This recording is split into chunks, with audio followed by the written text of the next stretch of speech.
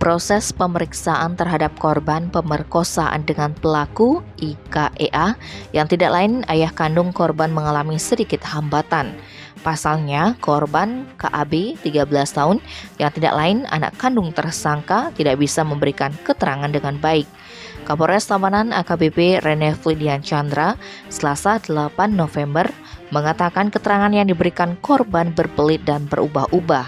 Hal ini juga terjadi dalam proses pemeriksaan ibu kandung KAB. Akibatnya, proses pemeriksaan korban KAB memerlukan waktu cukup lama. Karena itu, pihak Polres Tabanan akan segera menjadwalkan untuk memberikan pendampingan psikologi kepada para korban. Menurut Rene Fli, kondisi korban KAB cukup memprihatinkan baik dari sisi kesehatan fisik maupun mentalnya. Sedangkan untuk korban LPA 14 tahun yang tidak lain adalah sepupu KAB dan keponakan IKEA, menurut Rene Fli, saat ini dalam keadaan sehat baik jasmani ataupun mental.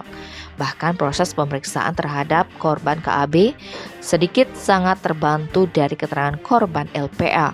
Untuk saat ini proses pendampingan psikologi terhadap kedua korban sudah dilakukan. Sampai Selasa 8 November, kedua korban sudah menjalani beberapa tahap pendampingan psikologi oleh psikiater kepolisian. Seperti diberitakan sebelumnya, seorang bapak IKEA 48 tahun tega menyetubuhi anak perempuannya sejak tahun 2019, tepatnya ketika si anak masih duduk di kelas 4 SD.